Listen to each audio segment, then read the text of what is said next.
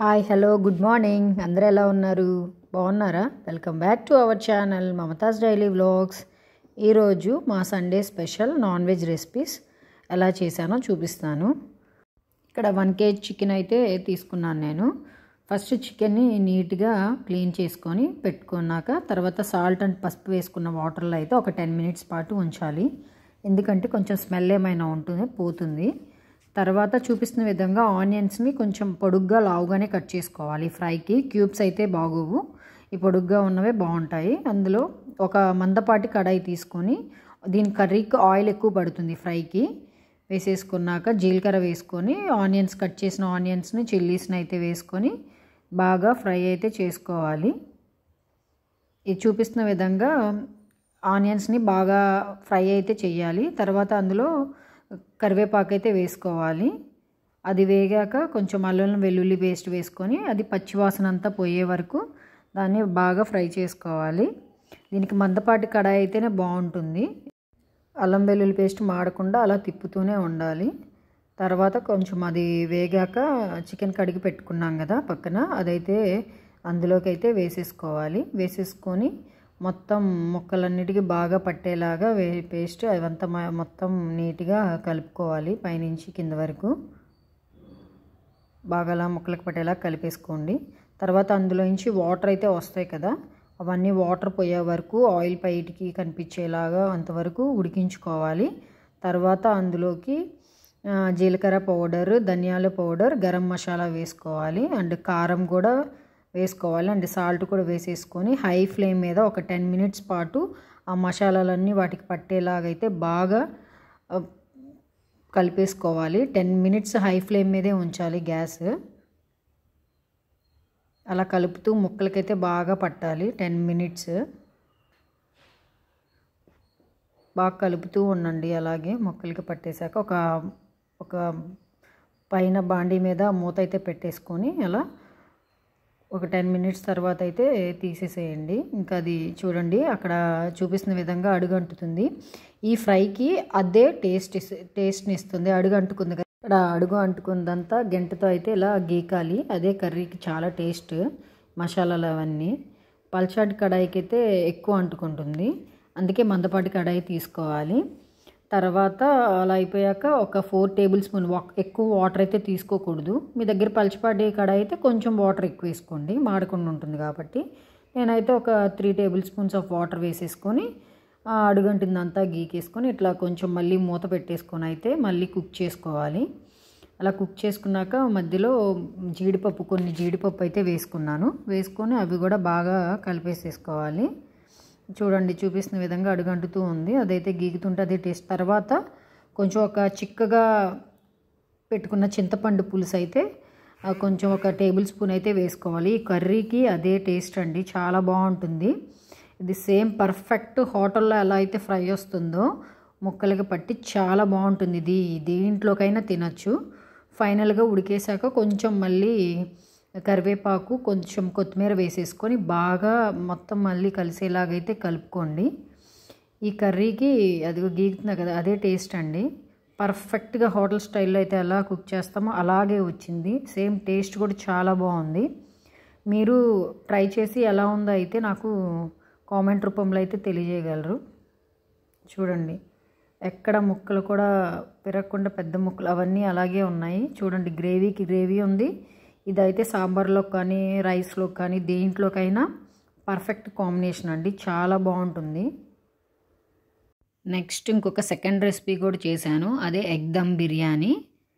దీనికోసం నేనైతే basmati rice 2 glasses తీసుకున్నాను.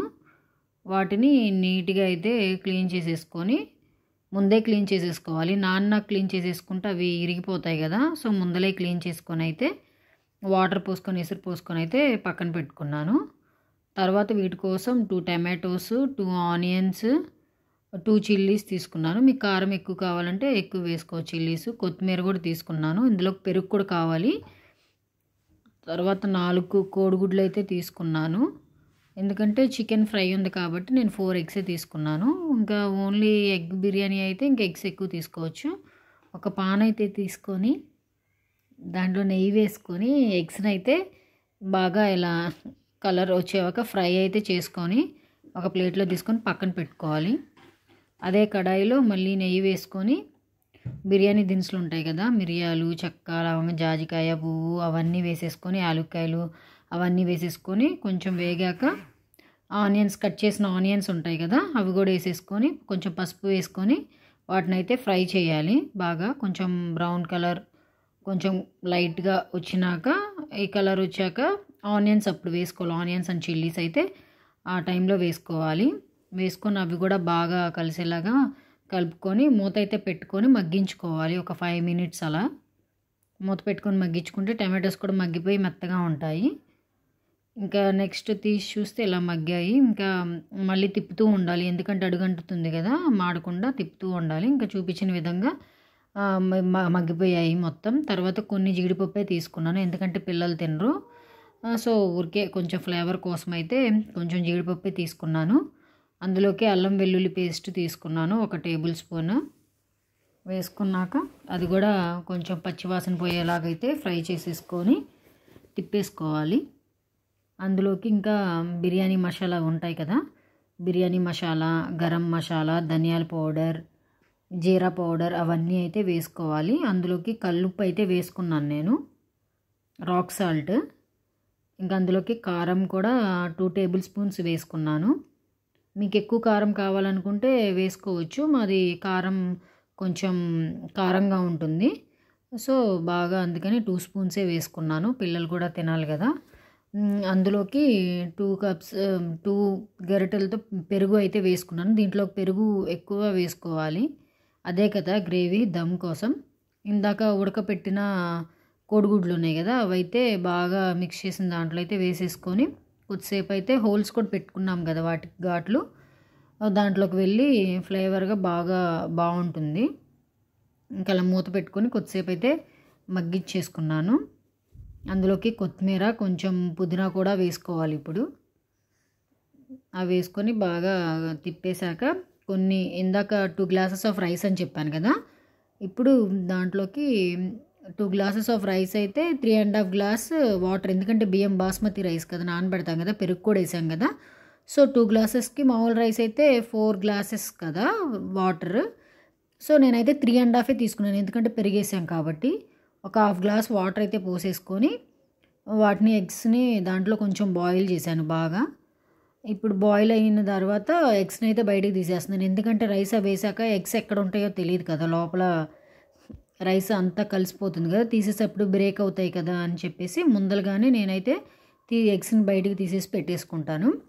తర్వాత మిగతా ఎసురన్నీ పోసేసుకొని బాగా బాయిల్ అయిపోయాక చూపిస్తున్నది మరుగుతున్నప్పుడు ఇంకా ఇందాక నానబెట్టిన బాస్మతి రైస్ ఉంది కదా అవైతే వేసేసుకున్నాను. అంతే, ఎంతో టేస్టీగా ఉండే ఎగ్ బిర్యానీ ఈజీ. ఇంకా తర్వాత ఇలా ఉడుకుతున్నప్పుడు మళ్ళీ ఎగ్స్ని తీసుకొచ్చేసి దాని మీద పెట్టేసుకోవచ్చు. కొత్తిమీర వేసేసుకొని గార్నిష్ చేసుకున్నాను. ఫైనల్గా అయితే ఎగ్ బిర్యానీ అయితే రెడీ అయిపోయింది. టేస్ట్ చాలా బాగుంటుంది, మీరు కూడా ట్రై చేయండి.